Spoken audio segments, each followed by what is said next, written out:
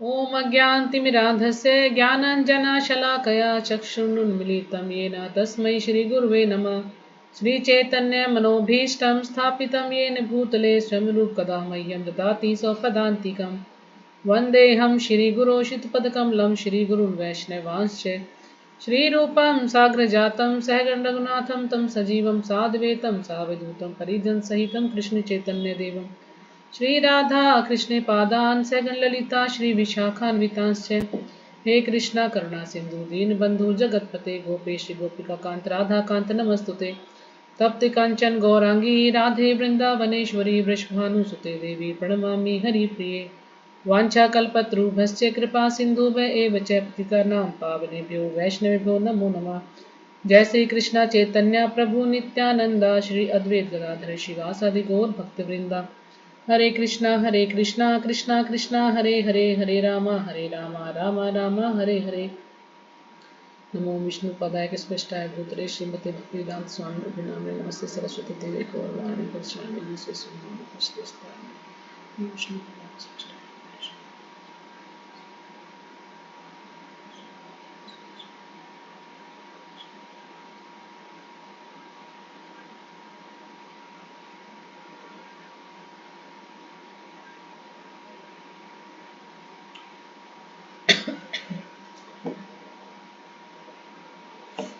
तो आज हम शुरू करेंगे अध्याय 13। और अध्याय 13 जो है इतना टफ है कि आप लोग उसको काम करते करते नहीं सुने तो ज़्यादा अच्छा रहेगा। बैठ के सुने तो कुछ पल्ले पड़ेगा थोड़ा बहुत, नहीं तो कुछ समझ नहीं आने वाला उसमें। ठीक है, क्योंकि मुझे वो इतना मुश्किल लग रहा है तो आप लोगों को तो शायद और भी मुश्किल लगेगा, जबकि मैं तो उसको कई बार पढ़ भी चुकी हूँ। फिर भी बहुत टफ चैप्टर है वो, तो बिल्कुल एक नया जो है ना, नया मोड़ लेंगे हम।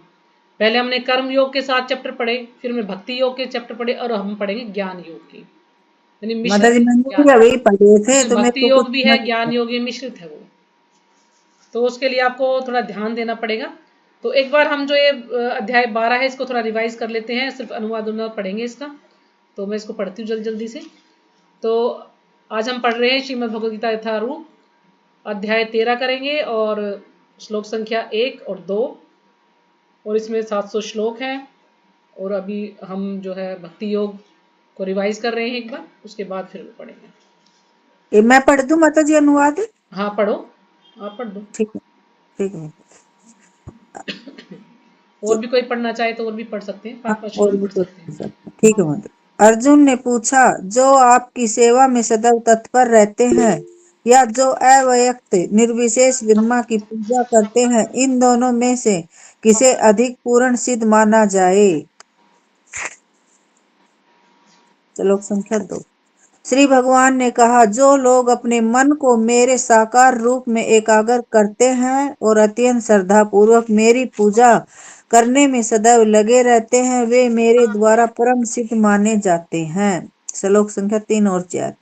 लेकिन जो लोग अपनी इंद्रियों को वश में करके तथा सबों के प्रति संभाव रखकर परम सत्य की निराकार कल्पना के अंतर्गत उस अव्यक्त को पूरी तरह से पूजा करते हैं जो इंद्रियों की अनुभूति के परे है, सर्वव्यापी है, अकल्पनीय है, अपरिवर्तनीय है, अचल तथा ध्रुव है, वे समस्त लोगों के कल्याण में संलग्न रहकर अंततः मुझे प्राप्त करते हैं।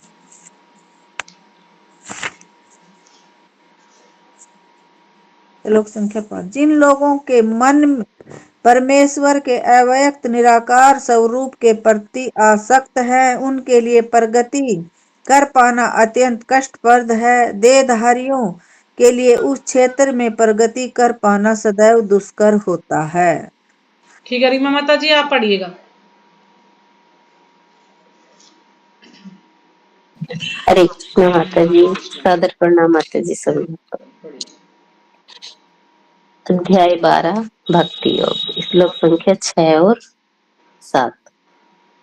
जो अपने सारे कार्यों को मुझ में अर्पित करके तथा अविचलित भाव से मेरी भक्ति करते हुए मेरी पूजा करते हैं, भगवान जी कह रहे हैं, और अपने चित्तों को मुझ पर स्थिर करके निरंतर मेरा ध्यान करते हैं, उनके लिए हे पार्थ, मैं जन्म मृत्यु के सागर से शीघ्र हे पार्थ, मैं जन्म मृत्यु के सागर से शीघ्र उद्धार करने वाला हूँ। हरे कृष्णा। श्लोक संख्या 8। मुझ भगवान में अपने चित्त को स्थिर करो और अपनी सारी बुद्धि मुझ में लगाओ, इस प्रकार तुम निसंदेह मुझ में सदैव वास करोगे। हरे कृष्णा।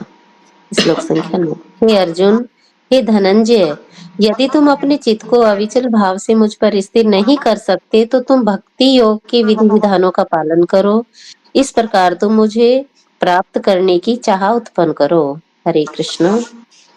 श्लोक संख्या 10। यदि तुम भक्ति योग के विधि विधानों का भी अभ्यास नहीं कर सकते तो मेरे लिए कर्म करने का प्रयत्न करो, क्योंकि मेरे लिए कर्म करने से तुम पूर्ण अवस्था सिद्ध यानी सिद्धि को प्राप्त होगे। हरे कृष्ण माता हाँ जी। जी, श्लोक और कोई संख्या पढ़ना 11। चाहेगा? और कोई पढ़ना चाहेगा श्लोक आगे? कविता माता जी आप पढ़ेंगे? पढ़ लूं माता जी। हरे जी कृष्ण ठीक माता है, जी, हाँ दंडवत जी, हरे प्रणाम कृष्णा, सभी माता प्रणाम, को। पढ़िए। श्लोक संख्या 11। किंतु यदि तुम मेरे इस भावना अमृत में कर्म करने में असमर्थ हो तो तुम अपने कर्म के समस्त फलों को त्याग कर कर्म करने का तथा आत्मस्थित होने का प्रयत्न करो। श्लोक संख्या 12। यदि तुम यह अभ्यास नहीं कर सकते तो ज्ञान के अनुशीलन में लग जाओ, लेकिन ज्ञान से श्रेष्ठ ध्यान है और ध्यान से भी श्रेष्ठ है कर्म फलों का परित्याग, क्योंकि ऐसे त्याग से मनुष्य को मन शांति प्राप्त हो सकती है। श्लोक संख्या 13 और 14। जो किसी से द्वेष नहीं करता लेकिन सभी जीवों का दयालु मित्र है, जो अपने को स्वामी नहीं मानता और मिथ्या अहंकार से मुक्त है, जो सुख दुख में समभाव रखता है, सहिष्णु है, सदैव आत्मा तुष्ट रहता है, आत्म संयमी है तथा जो निश्चय के साथ मुझ में मन तथा बुद्धि को स्थिर करके भक्ति में लगा रहता है, ऐसा भक्त मुझे अत्यंत प्रिय है। श्लोक संख्या 14। जिससे किसी को कष्ट नहीं पहुंचता तथा जो अन्य किसी के द्वारा विचलित नहीं किया जाता, जो सुख दुख में भय तथा चिंता में संभाव रहता है, वह मुझे अत्यंत प्रिय है। श्लोक संख्या। और कोई पढ़ना चाहेगा? हरे कृष्ण माता जी। हाँ जी, और कोई पढ़ना चाहेगा? सुदेश माता जी आप पढ़ेंगे? हरे कृष्णा माता जी। मैं थोड़ा सा किचन में मेरा काम है, मैं सोचू ये पढ़ो जब तक मैं खत्म कर दूं, फिर वो बैठ के सुनूं। मैं अच्छा किचन अच्छा, में। ठीक ठीक है, ठीक है। और कोई पढ़ना चाहता है? नहीं तो ठीक है, कविता माता जी आप ही पूरा कर दीजिए इसको फिर। जी माता जी। श्लोक संख्या 16। मेरा ऐसा भक्त जो सामान्य कार्यकलापों पर आश्रित नहीं है, जो शुद्ध है, दक्ष है, चिंता रहित है, समस्त कष्टों से रहित है और किसी फल के लिए प्रयत्नशील नहीं रहता, मुझे अतिशय प्रिय है। जो न कभी हर्षित होता है, न शोक करता है, जो न तो पछताता है, न इच्छा करता है तथा जो शुभ तथा अशुभ दोनों प्रकार की वस्तुओं का परित्याग कर देता है, ऐसा भक्त मुझे अत्यंत प्रिय है। श्लोक संख्या 16 और 17 और 18 और 19। जो मित्र तथा शत्रुओं के लिए समान है, जो मान तथा अपमान, शीत तथा गर्मी, सुख तथा दुख, यश तथा अपयश में समभाव रखता है, जो दूषित संगति से सदैव मुक्त रहता है, जो सदैव मौन और किसी भी वस्तु से संतुष्ट रहता है, जो किसी प्रकार के घर बार की परवाह नहीं करता, जो ज्ञान में दृढ़ है और जो भक्ति में संलग्न है, ऐसा पुरुष मुझे अत्यंत प्रिय है। श्लोक संख्या 20।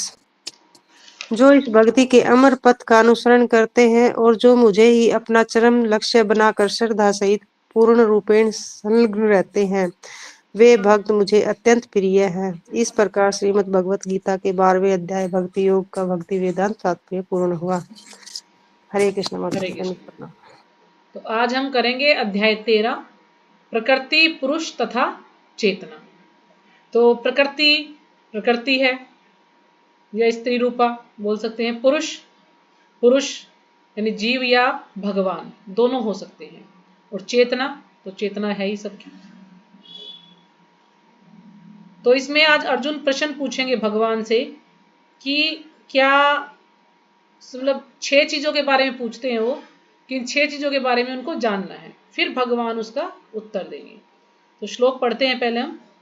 अर्जुन उवाच प्रकृतिं पुरुषं चैव क्षेत्रं क्षेत्रज्ञमेव च एतद्वेदितुमिच्छामि ज्ञानं ज्ञेयं च केशवा।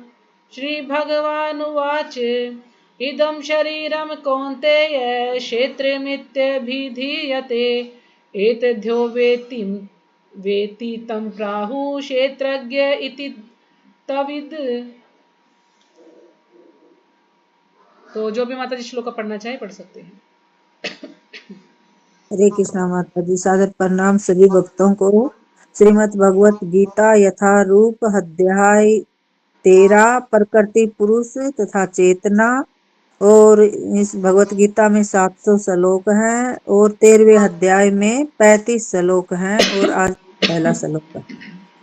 अर्जुन वाच प्रकृतिं पुरुषं च एव क्षेत्रं क्षेत्रज्ञ एव च यतत अधितु इच्छामि ज्ञानं ज्ञेयं च केशव। श्री भगवान वाच इदं शरीरं कौन्तेय क्षेत्रम् इत्या अभिधीयते यत्तत्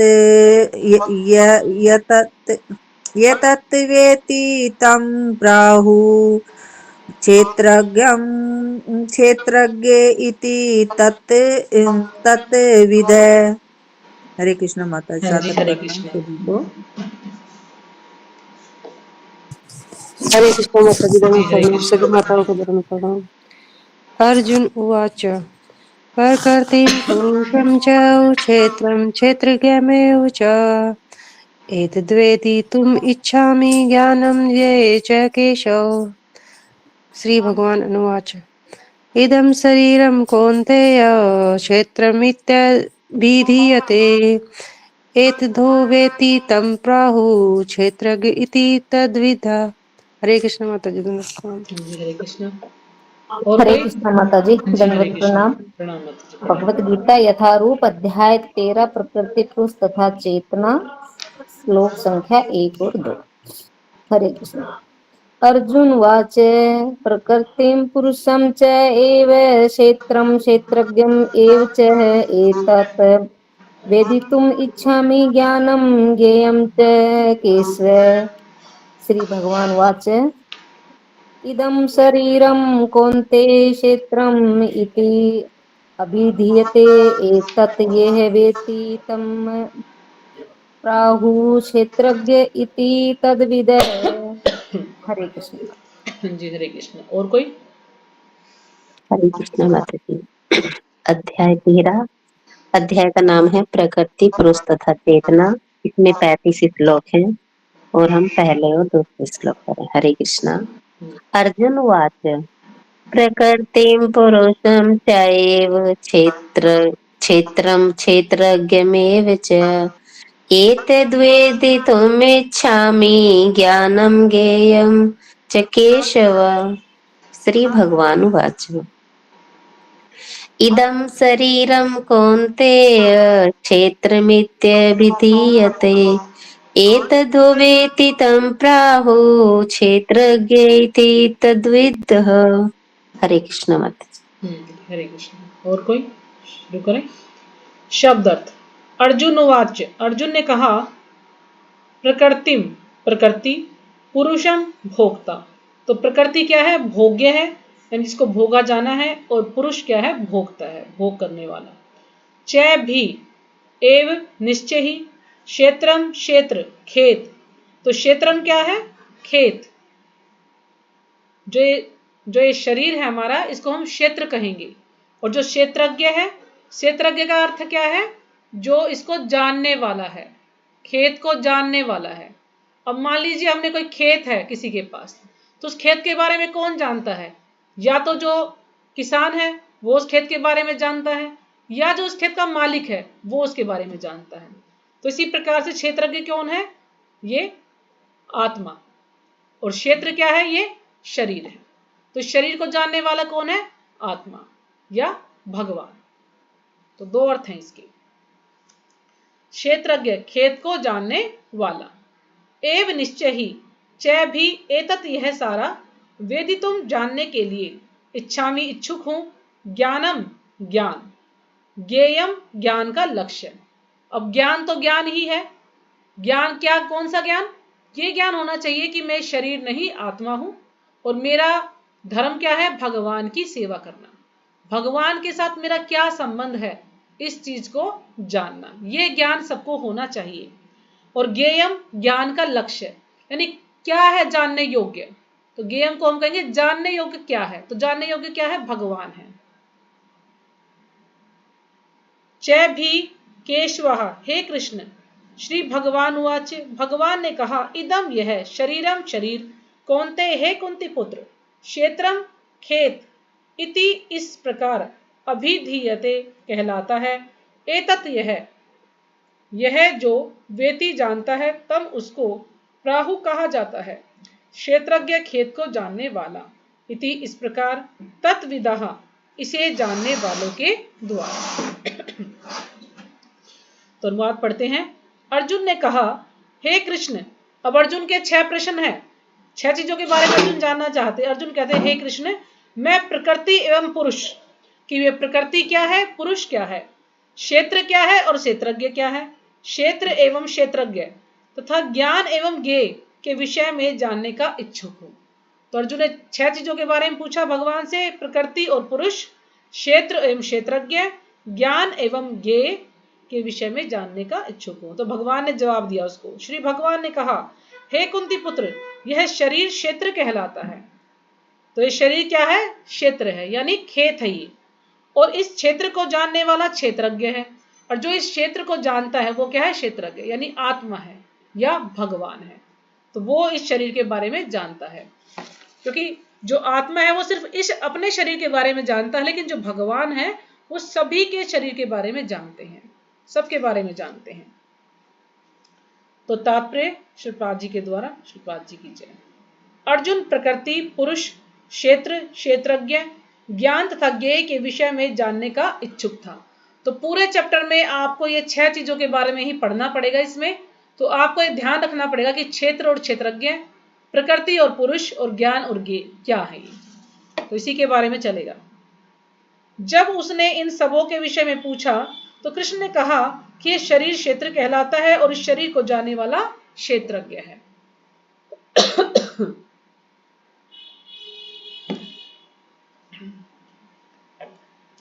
तो यह शरीर बद्ध जीव के लिए कर्म क्षेत्र है।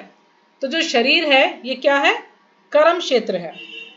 कर्म क्षेत्र यानी भोग प्राप्त करने वाला है ना। इस शरीर के द्वारा तो हम भोग प्राप्त करते हैं ना।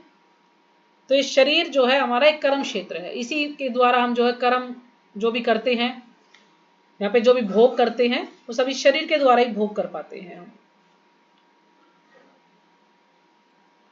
तो एक जो ये कर्म क्षेत्र है ये क्या है? भोग करने का हमारा साधन है, इस शरीर के द्वारा हम भोग करते हैं। तो बद्ध जीव इस संसार में बंधा हुआ है और वह भौतिक प्रकृति पर अपना प्रभुत्व प्राप्त करने का प्रयत्न करता है। और जो जीव क्या है? वो बंधा हुआ है, लेकिन जो भौतिक प्रकृति है उस पर वो अपना स्वामित्व जताने की कोशिश करता है। किस अनुसार? अपने कर्मों के अनुसार, क्योंकि कर्मों के अनुसार जिसकी जितनी योग्यता है, जितनी जिसकी वैल्यू है, उस हिसाब से उसको शरीर प्राप्त होता है ना। जिसकी जितनी सीमा है उसके अनुसार उसको शरीर प्राप्त होता है। कोई कुत्ता है, कोई बिल्ली है, कोई मनुष्य है, कोई हाथी है, कोई चींटी है। तो सबको अपने कर्म के अनुसार शरीर मिलता है, उसी के अनुसार वो जो है प्रकृति पर प्रभुत्व जमाने की कोशिश करता है। तो इस प्रकार प्रकृति पर प्रभुत्व दिखाने की क्षमता के अनुसार उसे कर्म क्षेत्र प्राप्त होता है ना। उसे उसी के अनुसार जो है शरीर प्राप्त होता है, अलग अलग शरीर प्राप्त होता है सबको अपने कर्मों के अनुसार। यह कर्म क्षेत्र शरीर है। तो कर्म क्षेत्र क्या है? ये शरीर है। और यह शरीर क्या है? अब यहाँ प्रभुपाद जी में समझा रहे कि शरीर है क्या। खाली पंच तत्वों से बना हुआ शरीर नहीं है। हम कहते हैं ना कि ये शरीर हमारा पंच तत्व से बना हुआ है, पृथ्वी, जल, अग्नि, वायु, आकाश। लेकिन इसे पंच तत्व के अलावा भी और तत्व भी होते हैं, 5 कर्मेंद्रिया, 5 ज्ञानेंद्रिया और 3 और तत्व होते हैं। टोटल इसमें 24 तत्व होते हैं, तब ये हमारा शरीर बनता है। तो शरीर इंद्रियों से बना हुआ है। बद्ध जीव इंद्रिय तृप्ति चाहता है और इंद्रिय तृप्ति को भोगने की क्षमता के अनुसार ही उसे शरीर या कर्म क्षेत्र प्रदान किया जाता है।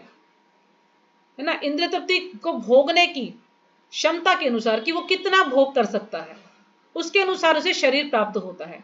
जैसे अब कहते हैं ना कि हम तो ज्यादा भोग भी नहीं कर सकते। अब मान लीजिए हमें रसगुल्ला पसंद है, हमने एक रसगुल्ला खा लिया, 2 खा लिया, 3 खा लिया, 4 खा लिया, 10 खा लेंगे ज्यादा से ज्यादा।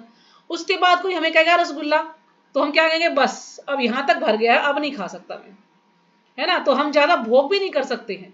अब भगवान तो 16,108 रानी को संभाले हुए हैं, यहाँ तो एक पत्नी संभालनी मुश्किल हो जाती है, एक पति संभालना मुश्किल हो जाता है।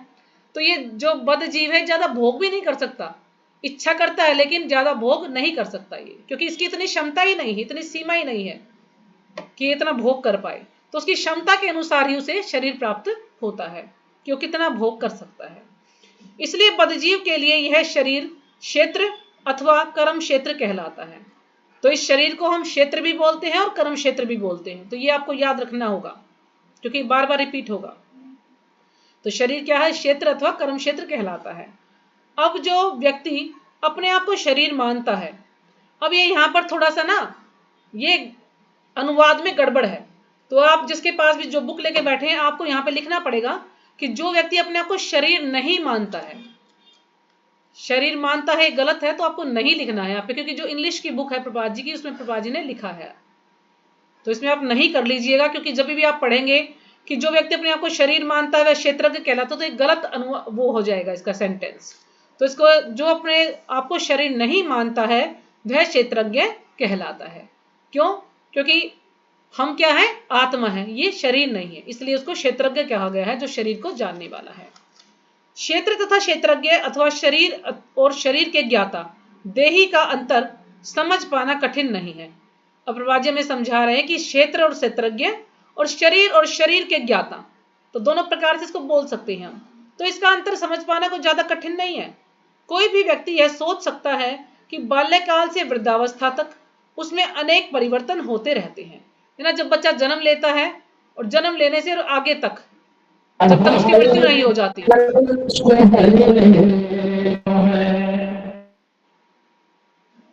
जब तक उसकी मृत्यु नहीं हो जाती, तो वो उसमें कई परिवर्तन, 6 परिवर्तन उसमें होते हैं।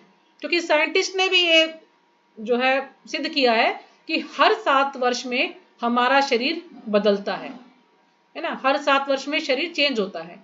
तो इसके अनुसार तो हमारी जो है कितनी बार मृत्यु हो चुकी है ना, अगर हिसाब लगाए तो कितनी बार मृत्यु हो चुकी है, लेकिन हम फिर भी हैं। तो ये मतलब हमारा शरीर चेंज हो जाएगा, लेकिन हम तो अभी हैं इस शरीर में। तो ये आत्मा का ना, आत्मा का कुछ चेंज नहीं होगा। जो हमारा शरीर है, जो ढांचा हमें मिला है, ये चेंज होगा। आत्मा का जो साइज है वही रहेगा, वो कभी उसका साइज कम ज्यादा नहीं होता है। और जो भी हमारे जीवन में सुख और दुख है, वो सभी शरीर के कारण ही है। जो भी उपलब्धि है वो शरीर के कारण ही है। हम कोई कहता है मैं अमेरिकी हूं, मैं हिंदू हूं, मैं मुस्लिम हूं, ये हूं, तो ये सब क्या है, शरीर के कारण ही है सब। ये शरीर की पहचान हम इससे करते हैं। कहते ना, ये मेरा हाथ है, ये मेरा पैर है, ये मेरे बाल हैं, मेरा मुंह है, लेकिन ये मेरा कौन है, ये मैं कौन है, इसको भूल जाते हैं। तो कोई भी व्यक्ति सोच सकता है कि बाल्यकाल से वृद्धावस्था तक उसमें अनेक परिवर्तन होते रहते हैं, फिर भी वह व्यक्ति वही रहता है ना। चेंज होगा उसमें, लेकिन वही व्यक्ति रहता है, क्योंकि आत्मा में कुछ बदलाव नहीं होगा। इस प्रकार कर्म क्षेत्र के ज्ञाता तथा वास्तविक कर्म क्षेत्र में अंतर है। तो जो कर्म क्षेत्र के ज्ञाता है और वास्तविक कर्म क्षेत्र में अंतर है। अब जो हमारा ये जो शरीर है, इसका ज्ञाता कौन है, आत्मा, यानी क्षेत्रज्ञ। ये जो क्षेत्र है, इसका ज्ञाता कौन है, क्षेत्रज्ञ है। तो हमारा जो शरीर है, शरीर के अंदर कुछ कीटाणु भी होते हैं ना, कुछ जीवाणु भी होते हैं, तो वो इसके ज्ञाता नहीं है। सिर्फ आत्मा ही इसका ज्ञाता है, और इतने जो जीव हमारे पेट में या हमारे शरीर में जो होते हैं वो इसके ज्ञाता नहीं है। तो ये यहाँ पर प्रभा जी समझाने का प्रयास कर रहे हैं हम लोगों को कि कर्म क्षेत्र के ज्ञाता तथा वास्तविक कर्म क्षेत्र में अंतर है। एक बद्धजीव यह जान सकता है कि वह अपने शरीर से भिन्न है ना। जो बद्धजीव है, यानी हम सब क्या है, हम बद्धजीव ही हैं, हम बंधे हुए हैं संसार में। तो वही अपने शरीर से के बारे में जान सकता है, वो शरीर से भिन्न है, उसको ये ज्ञात है कि मैं शरीर नहीं, आत्मा हूं। प्रारंभ में ही बताया गया है कि देहिनो अस्मिन यथा देहे कौमारम यौवनम जरा। तथा देहांतर प्राप्ति धीर तत्र न मुह्यति। तो ये श्लोक है दूसरे अध्याय का 13वां श्लोक। तो जीव शरीर के भीतर है और ये शरीर बालक से किशोर, किशोर से तरुण और तरुण से वृद्ध के रूप में बदलता जाता है ना। हमारा शरीर चेंज होता है, पहले बच्चा है, फिर थोड़ा बड़ा होता है, फिर उसका विवाह हो जाता है, फिर को कुछ जो है वृद्धि करता है, यानी कुछ बच्चे उत्पन्न करता है, फिर धीरे धीरे वो बूढ़ा होता है और फिर उसकी मृत्यु हो जाती है। इस प्रकार से 6 परिवर्तन उसमें देखने को मिलते हैं। और शरीरधारी जानता है कि शरीर परिवर्तित हो रहा है, लेकिन जो शरीरधारी है, जिसने शरीर धारण किया है, आत्मा यानी क्षेत्रज्ञ, वो जानता है कि मैं कौन हूं, कि मेरा शरीर जो है बदल रहा है।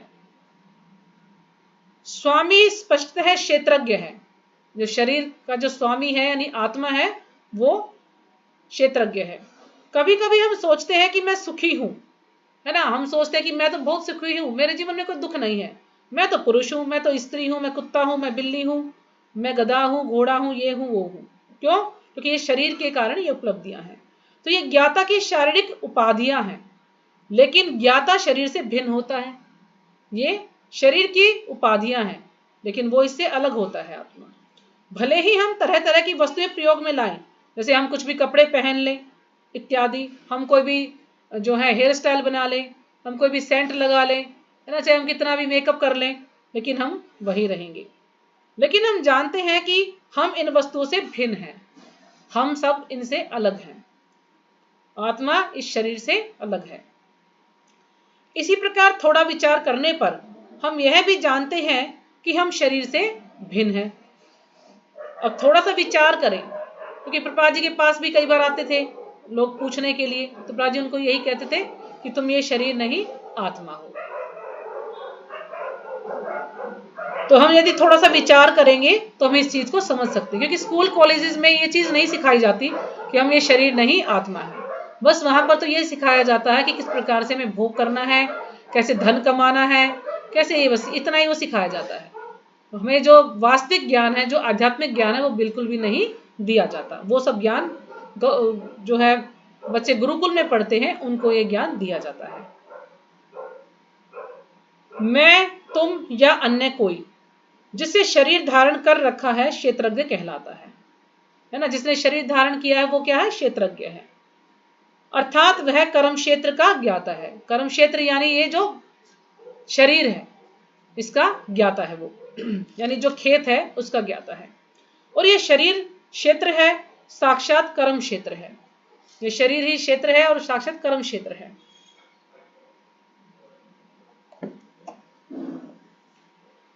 तो भगवत गीता के प्रथम 6 अध्याय में शरीर के ज्ञाता जीव तथा जिस स्थिति में वह भगवान को समझ सकता है उसका वर्णन हुआ है। तो हमने पहले के जो 6 अध्याय पढ़े हैं कर्म योग था वो, तो उसमें हमने समझा कि कैसे हमें भगवान के साथ अपना संबंध जोड़ना है ना। हम कौन है? ये शरीर नहीं आत्मा है। तो ये जो 6 अध्याय थे हम उसमें पढ़ चुके हैं, उसके बारे में ही बताया गया है। तो बीच के जो 6 अध्यायों में भगवान था, भगवान के साथ जीवात्मा के संबंध एवं भक्ति में प्रसंग, भक्ति के प्रसंग में परमात्मा का वर्णन है।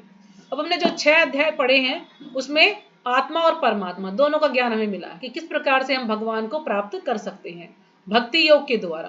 तो 6 अध्याय जो है भक्ति योग के हैं, कि किस प्रकार भगवान से जुड़े, किस प्रकार से भगवान का नाम जप करें ना, किस प्रकार से भगवान का ध्यान करें और फिर हम भगवान का प्रेम प्राप्त कर सकते हैं।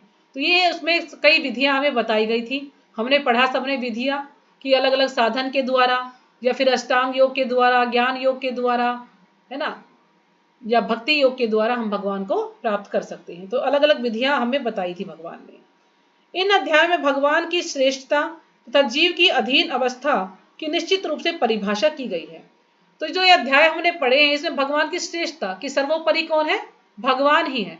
और जीवात्मा क्या है? वो उनके अधीन है ना, हम उनके अधीन है। हमारा कोई अपना कोई वजूद नहीं है। अगर हम क्यों? क्योंकि भगवान के अंश हैं, भगवान ने ही हमको यहाँ पर भेजा है, हमारे कर्मों के अनुसार हमें शरीर प्राप्त हुआ है, बाकी हम कुछ नहीं कर सकते। हम यहाँ पर आकर सोचते हैं कि हम ही मालिक हैं, सब कुछ हमने ही किया है, लेकिन कहते ना कि भगवान की इच्छा के बिना तो पत्ता भी नहीं हिलता। भगवान जो करना चाहे वही होगा। हम चाहे कुछ भी योजना बना ले, लेकिन जब भगवान उस पे कहना ठप्पा लगाएंगे, जब भगवान चाहेंगे तो वो योजना पूरी होगी, नहीं तो वो योजना हमारी पूरी नहीं होगी। जीवात्माएं सभी प्रकार के से अधीन है ना। जीवात्माएं क्या है? भगवान के अधीन है, भगवान पर ही निर्भर हैं हम सब, और अपनी विस्मृति के कारण वे कष्ट उठा रही हैं। अब हम कष्ट क्यों उठा रहे हैं? अपनी विस्मृति के कारण, क्योंकि हम भूल चुके हैं, हम भूल चुके हैं कि हम कौन हैं, है ना। हमें पता ही नहीं कि हम भगवान के दास हैं, हम भगवान के अंश हैं। हम ये सब भूल चुके हैं कि भगवान के साथ हमारा क्या संबंध है। तो इस कारण से हम इस भौतिक जगत में कष्ट भोग रहे हैं। जब पुण्य कर्मों द्वारा उन्हें प्रकाश मिलता है तो वे विभिन्न परिस्थितियों में तथा आर्त, धनहीन, जिज्ञासु तथा ज्ञान पिपासु के रूप में भगवान के पास पहुंचती हैं। इसका भी वर्णन हुआ है। तो हमने 7वें अध्याय में पढ़ा ना इसका, कि भगवान के पास 4 प्रकार के लोग जाते हैं। आर्त यानी जो दुखी हैं, धनहीन जिनको धन की इच्छा है, जिज्ञासु जो भगवान के बारे में जानना चाहते हैं, और ज्ञान पिपासु यानी जो ये ज्ञान प्राप्त करना चाहते हैं। तो ये 4 प्रकार के लोग भगवान के पास जाते हैं। लेकिन ऐसा भी जरूरी नहीं है कि ये जो 4 प्रकार के लोग हैं सभी ये 4 प्रकार के ही हो, अलग अलग प्रकार के लोग होते हैं। तो इसमें से जो अब आर्त को हम लेते हैं, मान लिया आर्त क्या है? पीड़ित, दुखी हैं। तो कितने लोग दुखी हैं संसार में? तो सभी तो भगवान के पास नहीं जाते ना। कुछ लोग भगवान के पास जाते हैं जो कि भाग्यशाली होते हैं, जिन्होंने कुछ पुण्य कर्म किए होते हैं, वही भगवान के पास जाते हैं दुख की अवस्था में भी। नहीं तो सभी भी दुख सबके ऊपर आता है, लेकिन सभी भी दुख की अवस्था में भगवान के पास नहीं जाते हैं। तो कुछ भाग्यशाली लोग ही भगवान के पास जाते हैं, जो कि दुखी हैं या जो धन की इच्छा से भगवान के पास जाते हैं। जैसे ध्रुव महाराज है। ध्रुव महाराज किस लिए गए थे? कि उन्हें अपने पिताजी से भी ऊंचा पद चाहिए था, इसलिए वो गए थे, क्योंकि उनके पिता ने उनको गोद से नीचे उतार दिया था उनकी सौतेली माँ के कहने से। इसलिए बड़े दुखी थे। जब भगवान के पास जाते हैं तो अब उन्हें तो पता नहीं कि भगवान कहाँ मिलेंगे, कैसे मैं भगवान को जो है भगवान का ध्यान कर सकता हूँ। तो गुरु के द्वारा हम भगवान का ध्यान कर सकते हैं।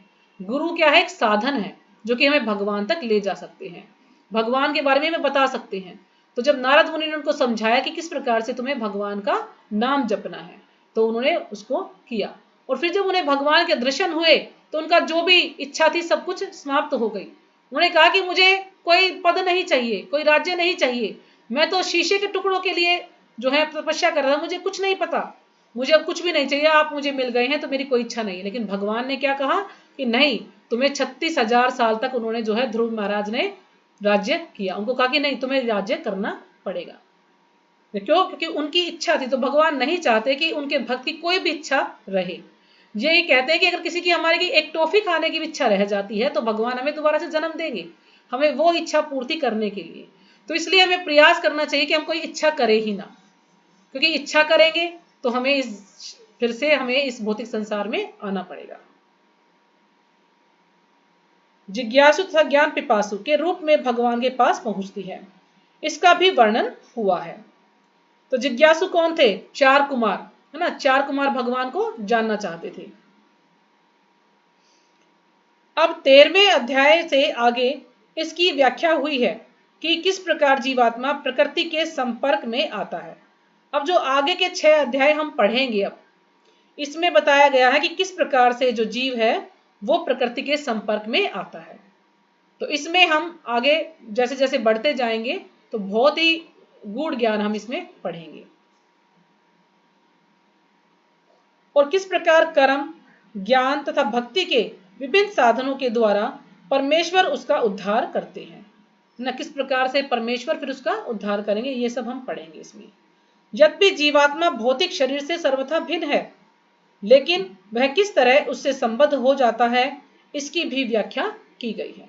कि जो जीवात्मा है वो इस भौतिक शरीर से अलग है, लेकिन किस प्रकार से वो इससे जुड़ जाता है, उसका संबंध बन जाता है, इसकी व्याख्या भी हम अगले श्लोकों में पढ़ेंगे।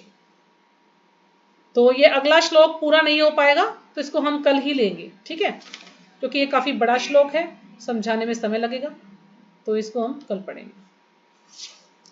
कल तो वैसे बुधवार है, छुट्टी रहेगी, परसों हम इसको देखते हैं। फिर किसी को कुछ पूछना है तो पूछ सकते हैं, नहीं तो हम क्लास को यहीं पे विराम करेंगे फिर।